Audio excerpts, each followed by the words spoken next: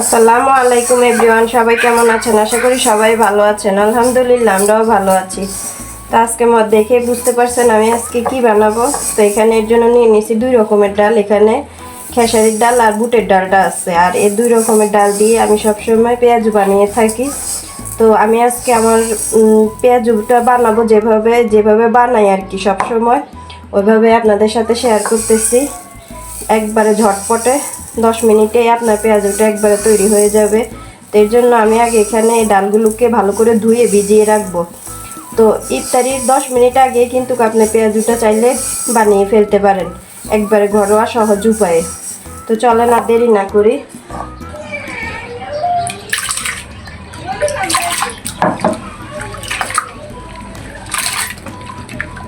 এগুলো তো সকালে ভিজাতে দিয়েছিলাম, আর এই যে ভিজে একবারে হয়ে গেছে। এখন এগুলোকে ব্লাইন্ডার করে নিব। ব্লাইন্ডার করার আগে আবার ভালো করে একবার ভালো করে ধুয়ে নিচ্ছি।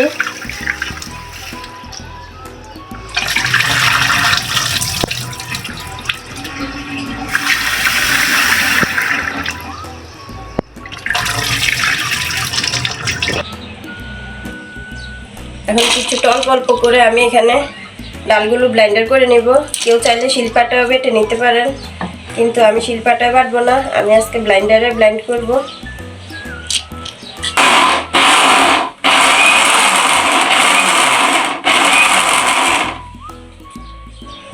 সামান্য একটু পানি দিয়ে নিব। আর এই তো আমার যেগুলো ব্লেন্ডার করা হয়ে গেছে। তো আমি এভাবে সবগুলো ব্লেন্ড করে নিব। এই যে এখন বাটিতে ঢেলে নিব। আর দেখেন কত সুন্দর ব্লেন্ড করা হয়ে গেছে। শিলপাটায় বাটলেও হয়, কিন্তু একটু দেরি হয়, তার জন্য আমি ব্লেন্ডারে ব্লেন্ড করে নিলাম। এই যে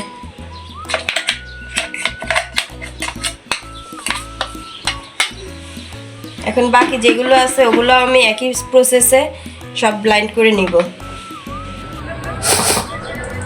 এখন আমি পরিমাণ মতো রসুন বাটা দিয়ে দিব। আর ডালের ভিতরে রসুন বাটা একটু দিলে ডালের আর গন্ধ আসে না। তারপরে কাঁচামরিচ কুচি দিয়ে দিলাম, পেঁয়াজ কুচি দিয়ে দিলাম। আর পেঁয়াজ কুচির পরিমাণটা একটু বেশি দিলে বড়াটা খেতে ভালো লাগে। এখন এই যে স্বাদ মতো লবণ দিয়ে দিব। আর লবণের পরিমাণটা একটু কমই দিব। এখানে হলুদের গুঁড়ো,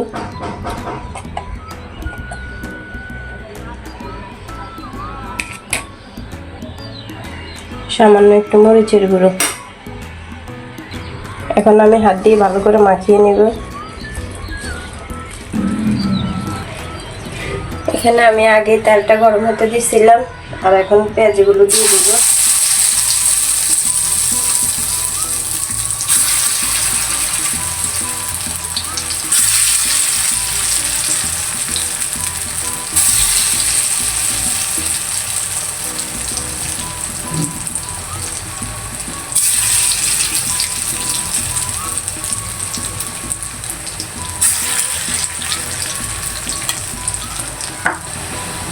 এখন পেঁয়াজগুলো উল্টে পাল্টে দেব।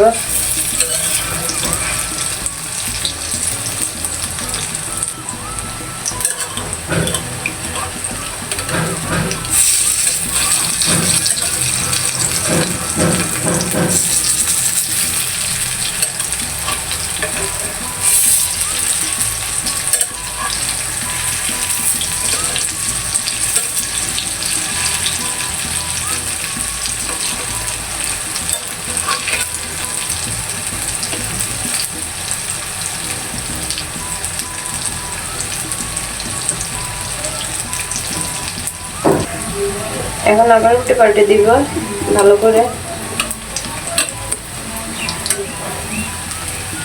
তো এই তো আমার ভালো করে ভাজা হয়ে গেছে। আমি আর একটু মচমচে করে নেব।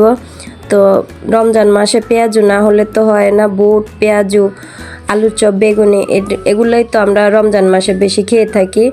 তো ভাজা পোড়া তো থাকবেই আমাদের রমজান মাসে। তো ভাজা পোড়াটা যদি একটু মচমচে হয় তো খেতেও আরও ভালো লাগে। আর এই তো আমার পেঁয়াজুটা বানানো হয়ে গেছে। আমি একটু লাল লাল করে ভেজে নিচ্ছি। তো দেখতে দেখেন কি সুন্দর লাগতেছে। তো আমার আজকে